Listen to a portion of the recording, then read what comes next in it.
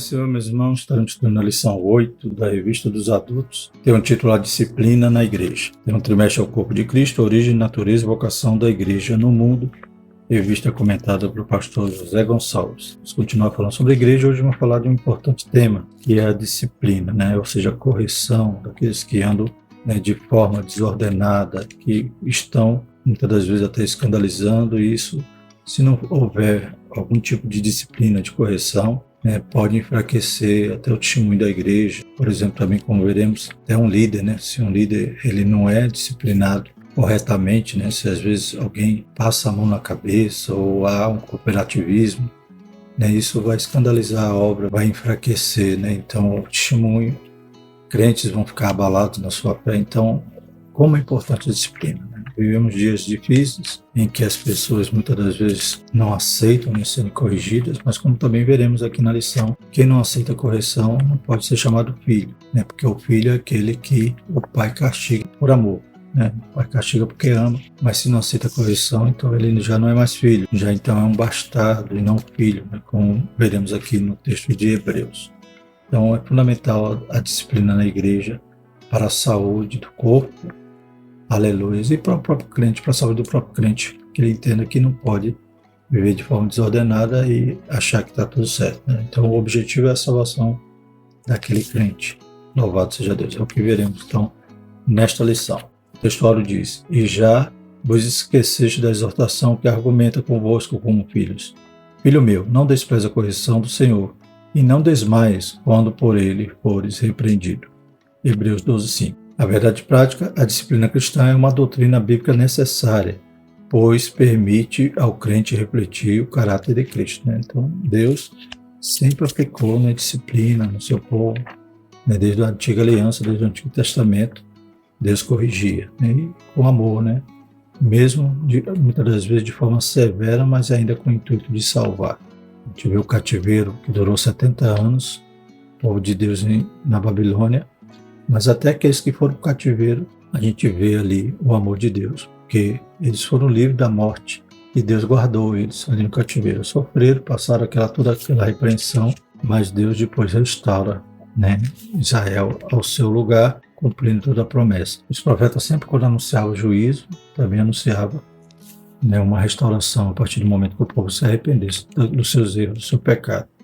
Glórias a Deus. E na nova aliança não pode ser diferente. Logo no começo da igreja, Deus já age de forma imediata, no caso de Ananias e Safira, para que a igreja não nascesse ali com uma semente podre, ou logo na sua gênese, permitir aqueles enganadores vivessem de forma indisciplinada, sem um castigo. Claro que ali houve uma situação extrema, fez daquela forma porque era necessário corrigir logo no começo.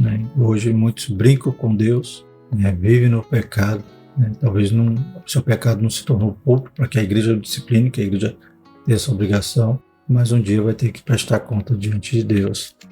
E horrenda coisa cair na mão de Deus vivo. Deus é misericordioso, mas é justiça também. Glórias a Deus. O texto bíblico se encontra em Hebreus 12, 5-13. E já vos esqueceste da exortação que argumenta convosco como filhos. Filho meu, não despreze a correção do Senhor e não desmaies quando por ele fores repreendido. Porque o Senhor corrige o que ama e açoita a qualquer que recebe por filho. Se suportais a correção, Deus vos trata como filhos. Porque que filho há a quem o pai não corrige? Mas se estáis sem disciplina, da qual todos são feitos participantes, sois então bastardos, e não filhos. Além do que, tivemos nossos pais segundo a carne, para nos corrigirem, e nós o reverenciamos. Não nos sujeitaremos muito mais ao Pai dos Espíritos para vivermos? Porque aqueles, na verdade, por um pouco de tempo, nos corrigiu como bem lhes parecia, mas este para o nosso proveito, para sermos participantes da sua santidade. E na verdade toda correção ao presente não parece ser de gozo, senão de tristeza, mas depois produz um fruto pacífico de justiça nos exercitados por ela. Portanto, tornai a levantar as mãos cansadas e os joelhos desconjuntados, e fazei veredas direitas para os vossos pés, para que o que manqueja se não desvie inteiramente, antes seja sarado. Então a disciplina ela tem esse duplo propósito, de sarar aquele que estava no erro, de se arrepender, dele voltar a participar da santidade, né, como diz aqui, e também até daquele que está fraquinho, que está ao redor, né, e vê muitas das vezes o erro sendo acobertado. Então, ele já está mancando, acaba se perdendo, né? Mas se houver a disciplina, se for realmente aplicada conforme a Bíblia nos orienta, até aquele que está cansado, desconjuntado, manquejando, ele também vai ser sarado. Ou seja, a disciplina, ela afeta o que errou e também a igreja, que percebe realmente a santidade da igreja, que não pode acobertar os erros, tem que haver a disciplina. Louvado seja Deus. Os objetivos da lição são mostrar a necessidade de disciplina na igreja, destacar que a disciplina tem como propósito preservar a honra cristã e repelir a prática do pecado e apresentar as diferentes formas de disciplina elencadas na Bíblia. A introdução diz o seguinte: nesta lição estudaremos sobre a prática da disciplina na igreja. Embora seja muito necessária, a disciplina como prática da igreja cristã vem sendo esquecida e negligenciada por muitos. Ora, uma igreja que não corrige seus membros perdeu a sua identidade, não passando de um mero grupo social. O resultado disso são igrejas fracas, anêmicas e sem testemunho cristão. Por isso, o nosso assunto da disciplina cristã como um processo formativo do caráter cristão nas modalidades corretivas e formativas. Louvado seja o nome do Senhor. Então, a igreja que não disciplina mais realmente perdeu sua identidade, porque a igreja é santa, o corpo de Cristo é para ser santo. Glórias a Deus. Estaremos testemunhando a respeito de Cristo. Aleluia. Não podemos permitir que a nossa vida, né, os nossos erros, ou o erro da igreja, ou os escândalos acobertados, falem mais alto do que o nosso discurso, do que a nossa pregação. Que Deus tenha misericórdia, que possamos ser a igreja santa e andar por esse caminho, né? O caminho da correção, da disciplina, pois o Pai açoita, né, o Filho que ama. Glórias a Deus. Né? Então, Deus não mudou e Ele quer que sua igreja caminhe, né, por caminhos retos. Né? Precisamos ser justos, precisamos ser retos, precisamos ser irrepreensíveis. Primeiro tópico, a necessidade da disciplina bíblica. Primeiro subtópico, Deus é santo. Santidade é um dos atributos de Deus e, por isso, é uma das causas que justifica a necessidade da disciplina na igreja. Eu sou santo, Levítico 11:45. Deus é santo, como tal, deve ser reconhecido. Jesus mostrou na oração do Pai Nosso a necessidade de reconhecermos a santidade de Deus. Santificado seja o teu nome. Mateus 6:9. Quando Deus se faz presente, a nossa pecaminosidade se evidencia. E vendo isso, Simão Pedro prostrou seus pés de Jesus, dizendo: Senhor, ausenta-te de mim, porque sou um homem pecador. Isso ocorre quando Jesus opera o milagre daquela grande pesca, né? Que os discípulos, logo no princípio, né? Quando Jesus começa a chamar os discípulos, e eles não haviam pescado nada, Jesus então orienta-os e eles pescam um grande número de peixes. Pedro percebe que quem está ali então é um homem santo, né? Aleluia. E ele então se constrange, né? Pede até que Jesus se retire de lá, de perto dele, porque ele era um pecador. Né? Então a santidade confronta a nossa pecaminosidade.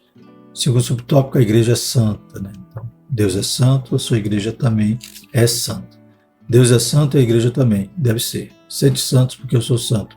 1 Pedro 1,16. Ao formar o seu povo, tanto na antiga como na nova aliança, o desejo do Senhor é que esse fosse um povo separado. Né? Então a gente lembra disso no Antigo Testamento. O povo não poderia nem se misturar, nem casar, né, os seus filhos com filhos de outra nação e vice-versa, pois deveriam manter ali a semente santa, deveriam manter a separação, porque eles eram representantes de Deus, e de outra forma eles se contaminariam, né, copiando as outras nações, que muitas vezes eles acabaram fazendo e deixando a santidade de lado. Que a igreja, né, ela permaneça santa. E para isso não pode haver contaminação, não pode haver pecado ou anátema escondido no meio da igreja. Por isso há necessidade da disciplina. Na verdade, a palavra grega ágios, traduzida como santo, possui o sentido de separado ou consagrado. Né? Então Deus separou um povo no Antigo Testamento e hoje ele tem um outro povo separado, que é a igreja. Terceiro subtópico, quando a igreja não disciplina. Se a igreja como corpo de Cristo deve ser santa, 1 Coríntios 3,16, da mesma forma o cristão como membro desse corpo o deve ser também, 1 Coríntios 6,19. A santidade faz parte da identidade do cristão, Efésios 1, Logo, a falta de disciplina acaba embotando essa identidade, né? A identidade fica embaçada, fica perdida, fica manchada. Surge, então, a imagem do crente mudando, o carnal.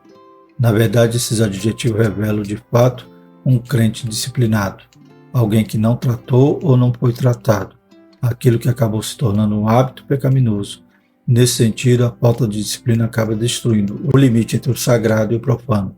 Portanto, uma igreja que não disciplina seus membros torna-se mundana. Apocalipse 3,19, que diz: Eu repreendo e castigo a todos quanto amo. Sê, pois, zeloso e arrepende-te. Então, Jesus, enviando essa dura repreensão àquela igreja de Laodiceia, Então, tinha que se arrepender, aleluias, pois ele castiga todos quanto ama. Então, o Senhor mesmo disciplina, aleluias.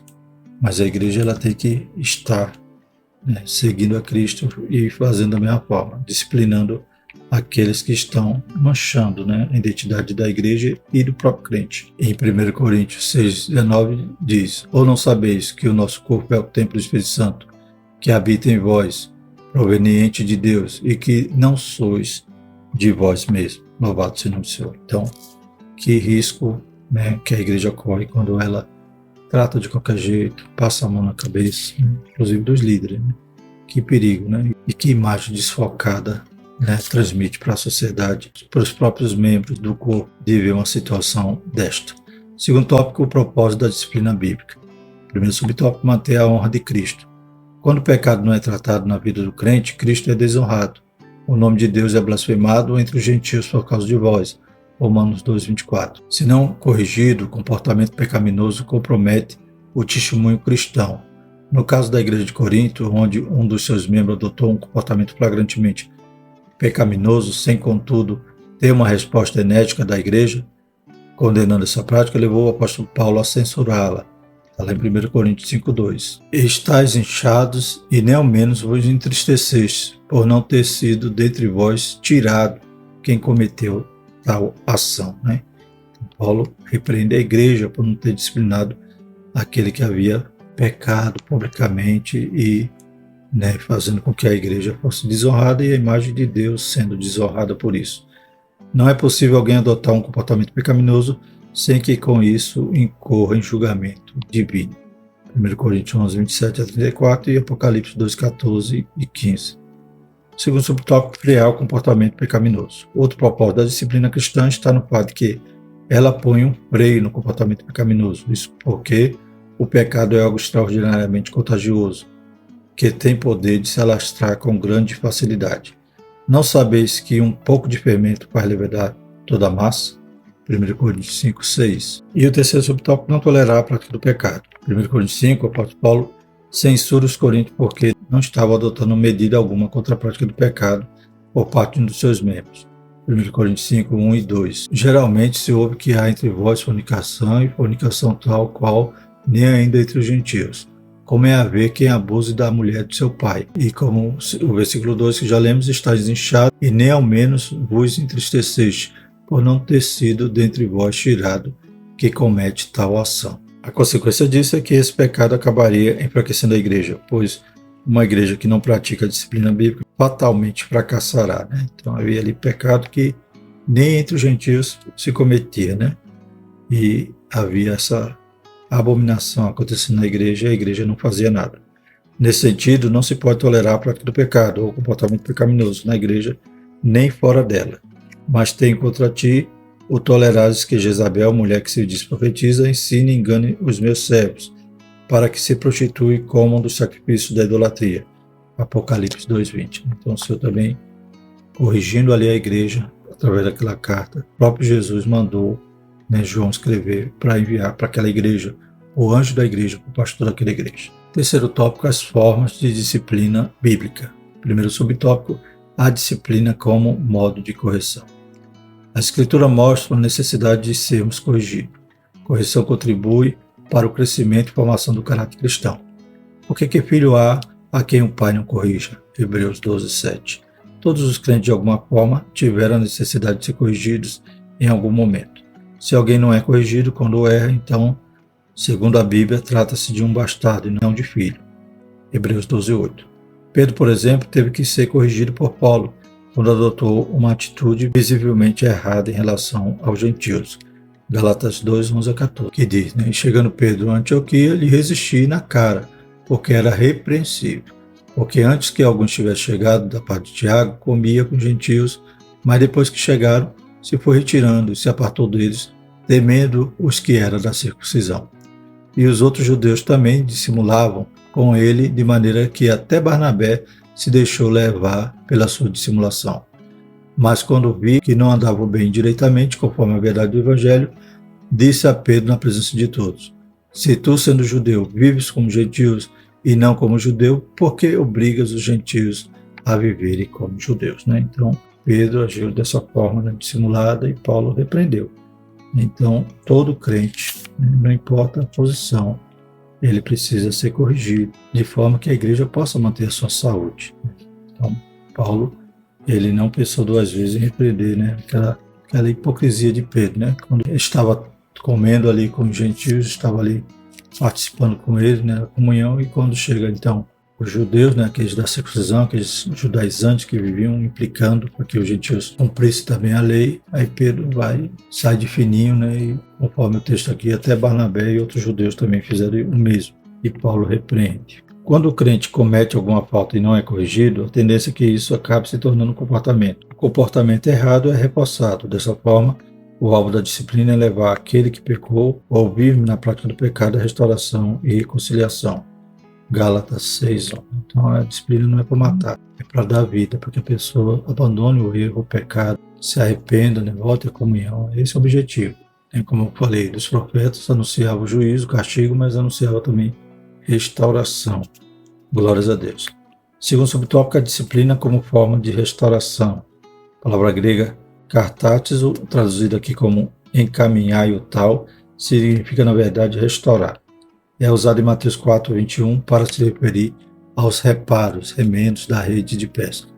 O sentido, portanto, é fazer com que a pessoa atingida pelo pecado seja restaurada ao seu anterior estado de bem-estar com Deus, da mesma forma que uma rede de pesca volta à sua utilidade após ser consertada. Nesse aspecto, dizemos que a disciplina cumpre um importante papel de restaurar o ferido, conforme a instrução do apóstolo Paulo à igreja de Corinto, para que restaurasse o faltoso a comunhão. Né? Então a gente vê em 1 Coríntios, capítulo 5, Paulo denunciando o pecado, né, que chegou até ele, né, essa informação que está acontecendo ali, e exortando a igreja para não estar corrigindo e orientando para que eles corrigissem, né, aquela situação, que repreendesse, né, para que aquele que estava praticando o erro fosse, né, afastado. E já na segunda carta, Paulo então fala a respeito então desse faltoso, né, ser restaurada a comunhão, uma vez que provavelmente ele se arrependeu. Né? Então, 2 Coríntios 2, 5 a 8 diz o seguinte: não exagero quando digo que o homem que causou tantos problemas magoou não somente a mim,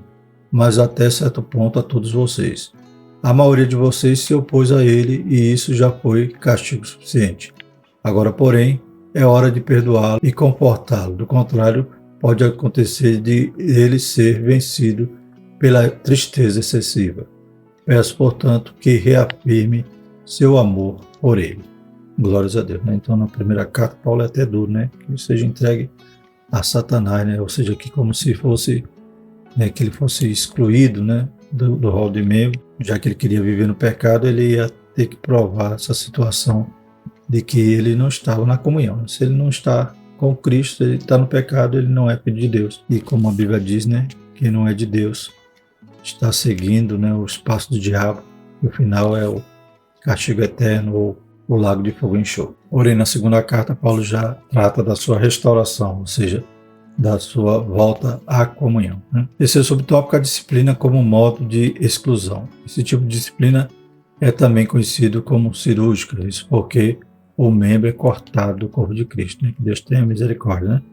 Tirai, pois, dentre vós esse iníquo, 1 Coríntios 5,13. Nesse caso, há um desligamento e não apenas um afastamento da comunhão. Em verdade, vos digo que tudo que ligardes na terra será ligado no céu, e tudo que desligardes da terra será desligado do céu.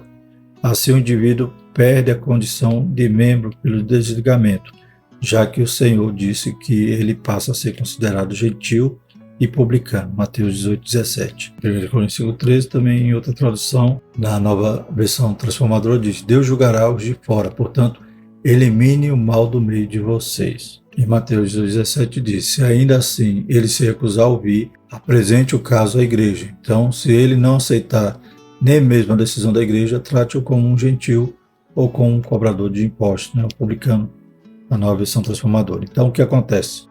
Esse ponto da disciplina, a exclusão. Né? Então, a pessoa deixa de ser membro, né? Como se fosse uma amputação mesmo. Né? Então, ela se desligou. Mas a gente vê que o objetivo da disciplina maior é a restauração. E na segunda carta aos Coríntios, Paulo, então, diz para restaurar a ele, né, a comunhão, como já lemos, né? Provavelmente na disciplina surtiu efeito, porque tem casos realmente que a pessoa, em vez de melhorar com a disciplina, acaba piorando, né? Acaba blasfemando e saindo da posição e, em vez de ser humilde e aceitar o castigo, deixa de ser filho e passa a ser um bastardo, como diz a Bíblia. Então, voltando ali em 2 Coríntios, não exagero quando digo que o homem que causou tantos problemas magoou não somente a mim, mas até certo ponto a todos vocês, e a maioria de vocês se opôs a ele, e isso já foi castigo suficiente. Agora, porém, é hora de perdoá-lo e confortá-lo, do contrário, pode acontecer dele ser vencido pela tristeza excessiva.